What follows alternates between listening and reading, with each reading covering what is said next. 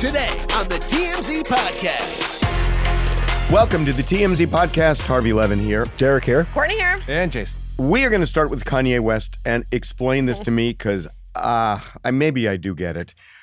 Kanye West is now holding Coachella hostage until Billie Eilish apologizes to his buddy Travis Scott because apparently Kanye has a dog in this fight too.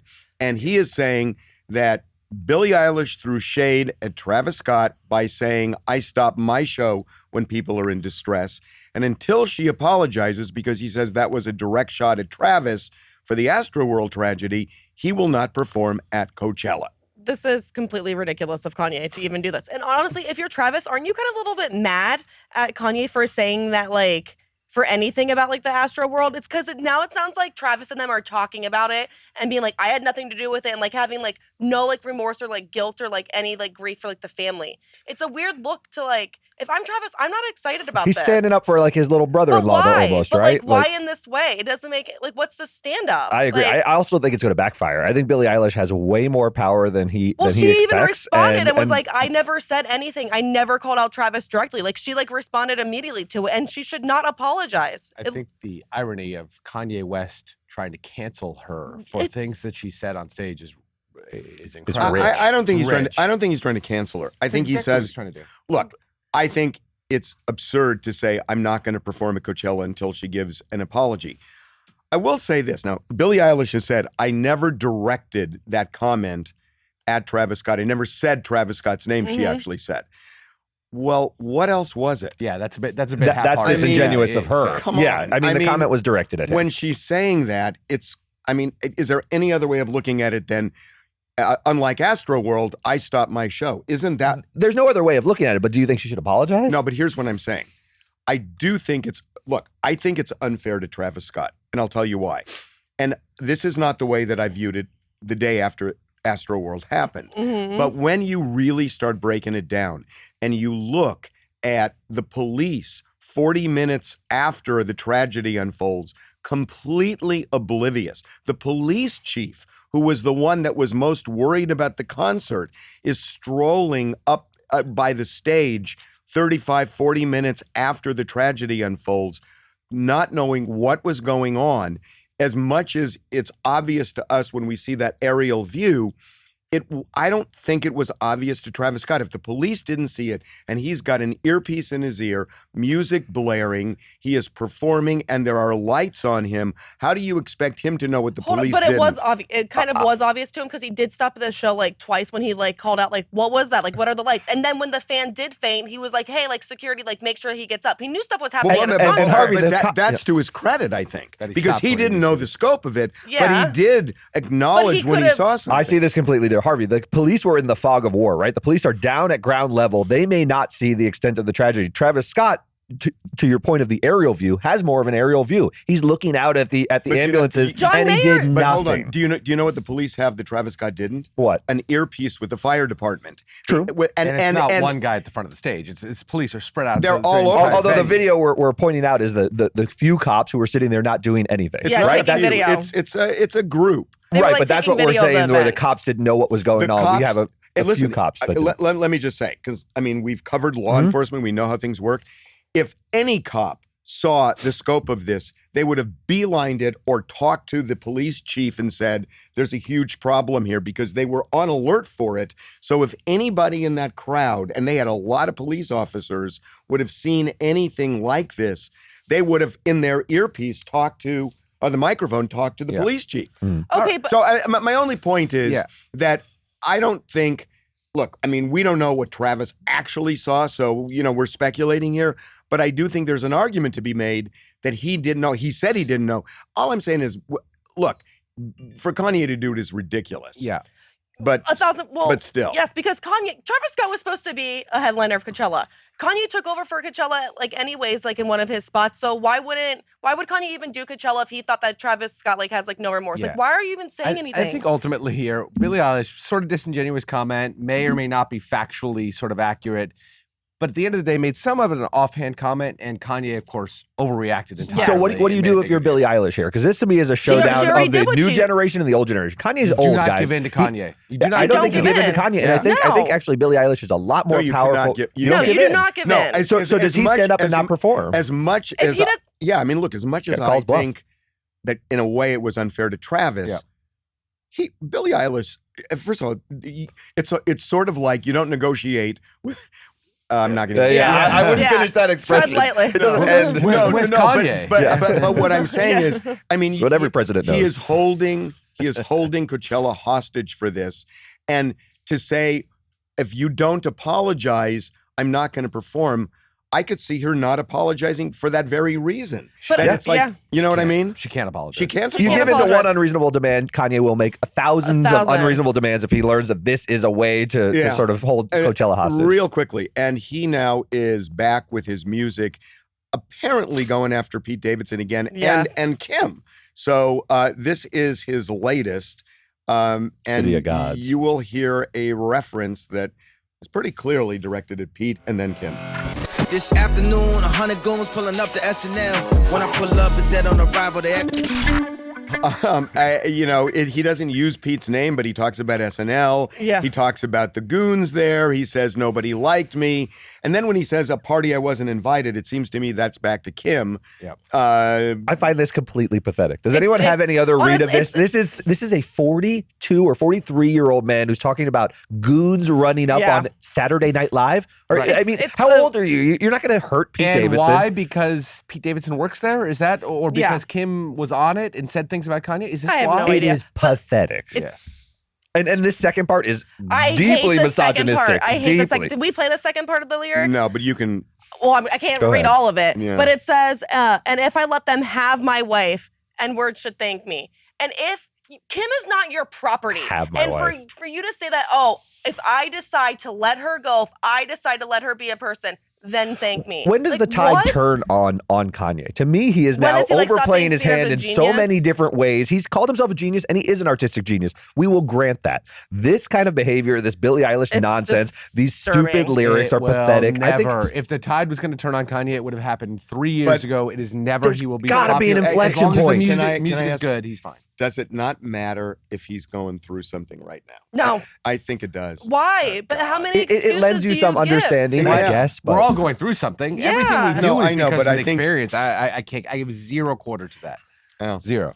we disagree. All right. But look, I mean, I think Kim's made it clear that she's going to basically She's moving on. move on and also, deal with herself, Yeah. as somebody valuable. And She said in the recent Yeah. Vogue interview that she chose herself, and if her choosing herself led to her divorce, then she's fine with Yeah. it. She's choosing her now, and good for her. good for her. Okay, well, let's talk about Bob Saget just real quickly because Oh, this was so sad. it's so sad, and I think this story has developed because when we initially broke this, we had the summary from the medical examiner saying that Bob Saget probably fell or hit his head somehow, had blunt head trauma, and then ultimately a brain bleed caused his death.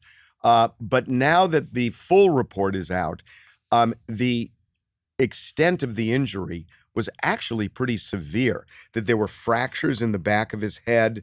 There was, it was serious trauma to the back of his head. Yeah. much So it more could so have than just just, been like the headboard. it wasn't ri- just a bump where, oh my God, what just happened? It was pretty serious. And it does make you wonder, when did it happen? Like, was it in the shower? Like, I- what? Like, it what had they, to happened? be- they just don't know. It had to be after the last Like, was video it- we have of him saying, I had a great time at this last performance. So it's sometime between that, getting in the car, and getting to the place, like close in time to when he went to bed, right? We're speculating. Yeah. Yeah. I think the suggestion when you read it is that they think it happened in the hotel. Yep. But whatever it was really severe. But they've ruled out any sort of foul play. Oh, here. yeah, no, They- immediately. It wasn't like he got No, mugged it in the was not parking foul lot or play. The something. coroner Yeah. references an unwitnessed fall is the speculation. So right, that's yeah. why the shower Yes. theory has come up the most, because that's the hardest surface, I suppose, and the extent of the damage. And we all know indicates somebody that he slipped hit- and fell in the shower. It happens all the It time. happens. Not usually to a very healthy 65-year-old man, but it does happen. We just don't. It's You know- horrific, though. You know what, though? I don't think it was a shower, and I'll tell you why. Mhm. If it were the shower, then there would be wet towels. And if there were wet towels, I think they would have referenced that as a possible theory on where it might have happened. And there might have also been a little blood or something like that. True. And they didn't do that. And it seems to me because they didn't, I don't think it is the shower. Let me ask you about, that's let me ask you Little about the detective blood. over there. I know we're speculating here, but what about the blood point? He had fractures of the skull. I don't know if that happens without a piercing of the skin and blood, right? I mean, there had to No, Well, apparently- you can break a bone without a fracture bleeding. You not can. the back of the skull, though. It takes a huge first heads bleed, right? There was They no do for evidence of good blood, reason. but there were. Yeah, I but there know. were So- fractures. I mean, Yeah. So look, this is not. It's not murder. It's not a felony. Anything else? It's just this whole thing with Kendall Jenner and Hailey Baldwin. They're going to this very fancy Pilates studio in on the Sunset Strip, and they were parking in a handicap zone. Both of them. Both of them. And look, their position is there are photographers around. We're getting hassled. It's bad for the shops here. So let us at least park close to the Pilates studio. And the owner said we have permission to do it, which may be the case. But the fact is the owner doesn't really have the right to say you can park in a handicap zone if you can't. That position has this much merit. I know. This much. And even to say that it is excuse ridiculous. the Zero silliest merit, thing. yeah. But people should know this is a huge parking lot servicing many businesses, not just the Pilates studio. So he doesn't own those spots and he can't say And it. they If he still did had on the spot. security. Yes. And they still had security with them that drove separate. They each had their own security person, regardless where they were parking. So here's what They they've can done. take Ubers. There's Yeah. a So million ways to avoid this. Well, but go they've on. done this now multiple times where they've parked there. So I think now that they've seen people are talking about it, they decided not to park there because they bring security. So the idea is that they could park in a normal spot and then security can bring up the car when they're ready to leave. Yeah, or escort them or do Yeah. whatever. Or they could walk. Yeah. I mean, it's 50 Yeah. feet. Heavens to Betsy. Heavens to Betsy. They could walk over. So now Heavens to they've parked in a red Betsy. zone. Well, This is the most. you got to explain that. So instead of parking in the handicap spot, now we get Kendall rolling up to the Pilates studio and parking in a red zone, which is where the curb is red. Just she doesn't even stops. pull within Wait. 18 inches of it, by No, the way. She's just about stops. 2 feet away. Well, she's a bad stops, driver. Yeah. stops, moseys on out. She's on a phone call. She did put on her blinkers. We have a camera person asking her, hey, what are you doing? Are you no longer parking in handicap spots? There was cars trying to get out of their parking spots and they couldn't. They're doing 12-point turns. Yes, because her car was just left Yeah. there. It was It's so obnoxious. It's obnoxious. obnoxious. It's disgusting. But I will say they drove together this time. They cut down one Oh, car. good. There's 2 points. Carpooling. Number one, it's better to park in a red than it is in a handicap zone, right? Sure. And the second point in her favor is she looked fantastic. I'm just going to throw that out there. Does that count for nothing? When have you never said that she hasn't looked good? She looks I know it's not murder, but I have no patience this for really this gets type under- of behavior. this This really- is what It's just crawls yeah. under my skin. You know Yeah, this. This is the type of entitlement that people worry about in Hollywood, and to see it confirmed in broad daylight in the middle of a Pilates class, this is confirmation of everyone's suspicions about how celebrities are treated here, and I find it disgusting. Okay, so can we I just need some context and then we got to move on. Mm-hmm. So when you compare what Kendall did, say, to Oh boy. an employee who steals lunches from PAs. And we're just about out of time, though. I mean, I'd love to address that. Okay. Point made.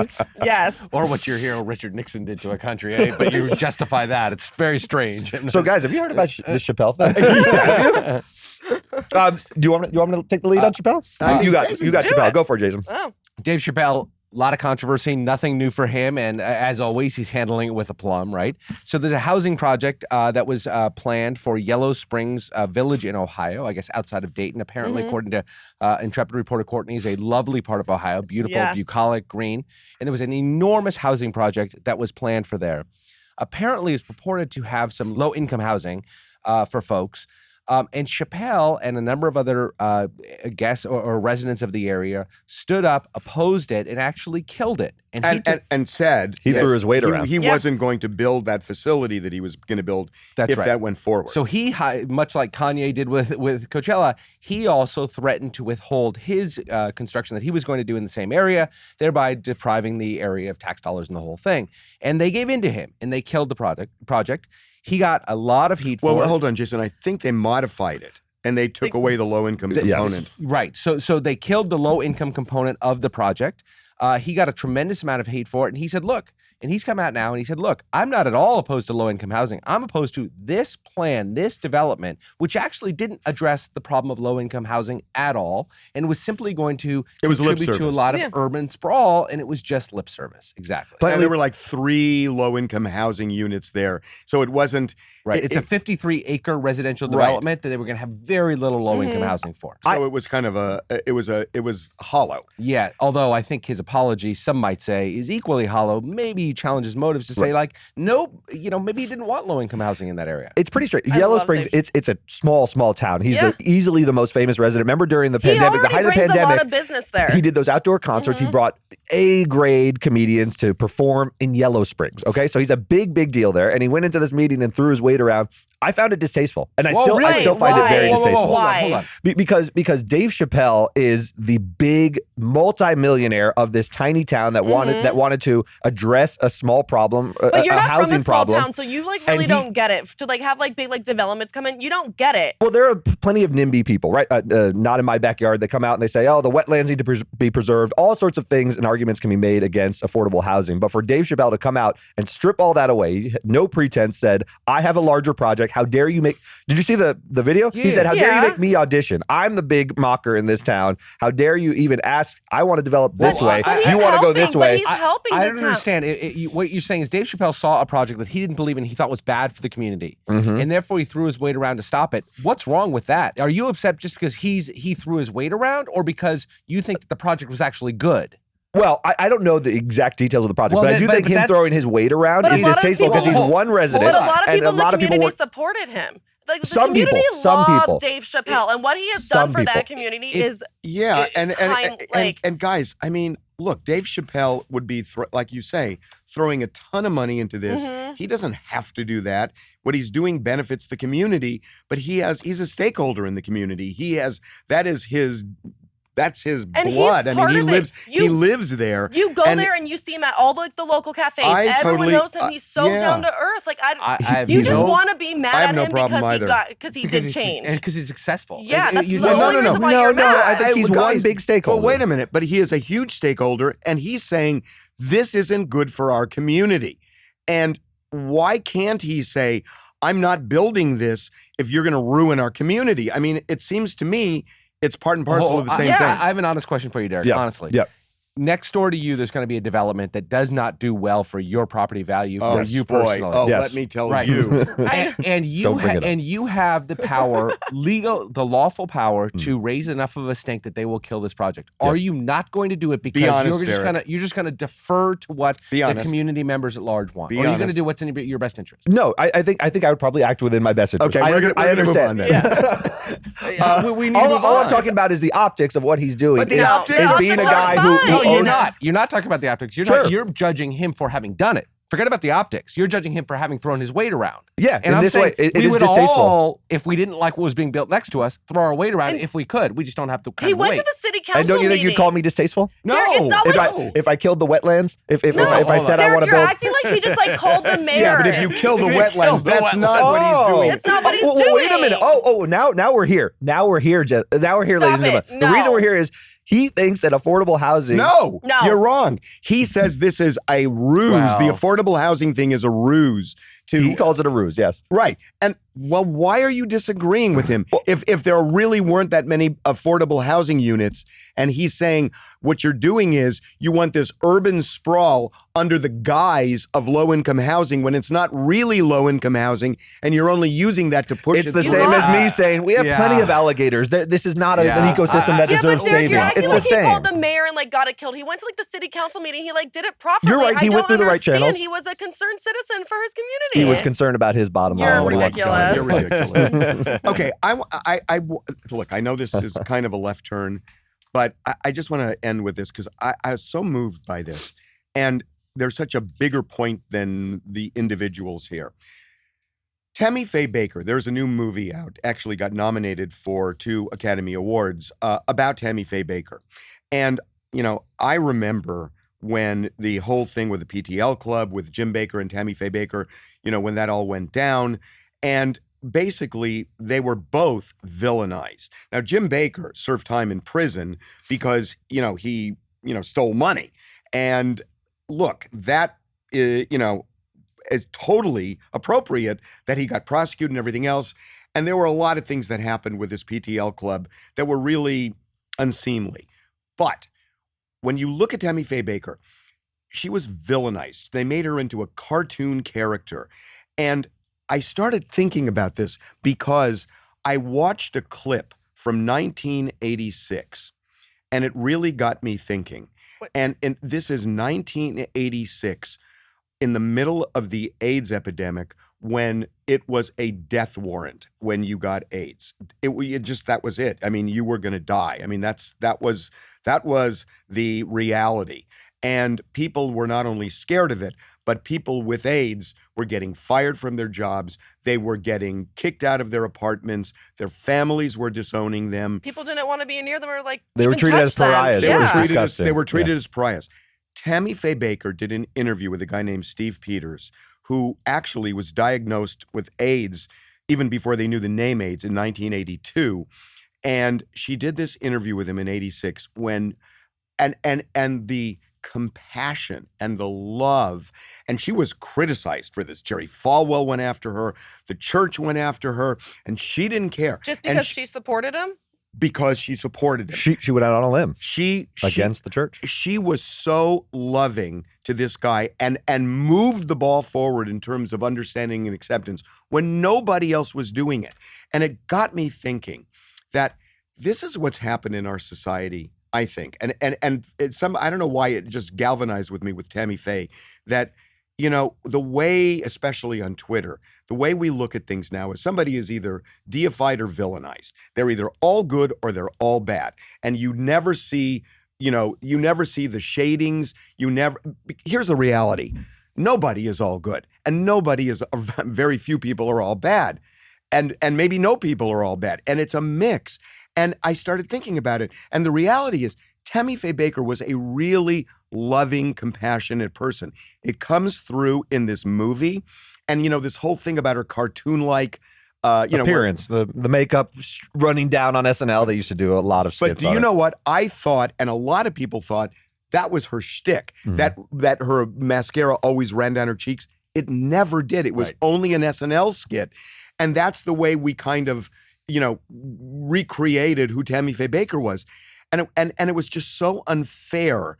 And it just got me thinking about just the way we, that we do this. You either, you make somebody an absolute hero or an absolute villain. Yeah, I will tell you, I was a teenager when all this happened. And in my mind, up until, honestly, the last couple of days hearing you talk about this, I thought that there was no redeeming value to Tammy Faye Bakker at all. And because they swindled. Really? Because how like the they media swindled. They Oh, swindled man, thousands of there's a people lot to criticize out of her about. millions and millions of dollars. And I'm not saying there is. Absolutely. I know It you're goes to your not. I know point you're that not. she's a complicated figure. But the fact that she did this, the fact that I was unaware of this. And other things. And other things as well, that she was quite charitable. When it comes to money, it's hard to give her too much leniency. But by the way, she wasn't. Side to her story. He was prosecuted. She was not. I understand. Yes. They lived And in I'm not- an and she incredibly lived quite a lavish life for- lifestyle. Right, and I am not absolving pastor's- that. But Yes. what I'm saying is, it's just what really. I want to play something. We had Steve Peters. This is the most remarkable thing. He's alive to this day. Yeah. Steve Peters is alive today. It is That's what I found wild from It all is this. remarkable, and he's doing well, and he's one of the few people, in this horrible epidemic that was able to survive this. It's just a little bit of Steve on TMZ Live. She was the first televangelist to interview a gay man with AIDS, and to give such a positive, compassionate interview was extraordinary for a televangelist of that time. She was looking for a gay man with AIDS, and she couldn't find anybody. Her producers looked all through the South and the East, and nobody would go on the show with her. I had done a lot of interviews about being gay in the 70s, and then I'd done a lot of interviews about being a gay man with AIDS in the early to mid 80s. I met a woman who was extraordinarily compassionate and caring and loving and understanding. So, to see the caricatures and the cartoon-like characterization of her, I felt just was not right. Why would no one go on the show with her? because they didn't want to Well, be like identified. That's The what's show was remarkable. problematic. That's what's remarkable. A lot of the rhetoric on these shows was anti-gay, anti-AIDS, and she, in the belly of that beast, does this extreme act of courage. I mean, she is there. She is a woman. She's already in a sort of inferior position in the church. Does it against Falwell's wishes. Does it against her husband's. I mean, it's portrayed in the movie because I've seen it as this ultimate act of courage, and it's hard to see it any other way, right? She does this out on a limb in the middle of the AIDS epidemic from a televangelism show. And I remember it's it. remarkable. And I will tell you that the tide was so against what she did at that time. It was so against what she did. There was a thing where in California they wanted to make it so that you had to declare when somebody was selling a house if somebody died of AIDS in the house, and this was a thing all over the country. It was. It's a remarkable act of courage. It doesn't excuse the bilking of people out of money in the other respects, but as you said, it makes her complicated. It makes her a complex individual. No. It does not make her complicated. It makes her a human being. And that's what I'm saying, is that, it's the idea that, like Steve Peters said, that she became a cartoon-like caricature. And she's a human being. And she has bad things and good things. And you can't just say, oh, there are bad things, therefore we're never going to look at the good things. We're going to create this villain. And it's just not life. And that's what we do today. And to me, it goes way beyond Tammy Faye Bakker. Yeah. That's it? That's it. I want to keep going on. People are complicated, Harvey. Yeah. I want to see the nasty sides of saints. I want to see like Malala's dark underbelly and stuff. Don't my you? God, Because you're it's easy so to find the weird. good things about Tammy Faye, but I want to see the other direction. Well, it was like hearing that people called Betty White the C word. There I was you go. That's shocked another example. yesterday that like B. Arthur and all them were calling her that. Right. It's the flip I was like, side. no, What my has Dolly daddy. Parton done? That's No, what it's I want to know. So, Okay, Harvey, enjoy- what's your redeeming quality? Yeah, exactly. So I'll get back to you. Yeah. I thought maybe you'd mention one, but okay. We are like, well, we're out of time. I know. Super Bowl this weekend. Super Bowl this Yes. weekend. Amazing exciting. halftime show coming up. Very excited. We'll see you Monday. Thanks, See ya. Jeff.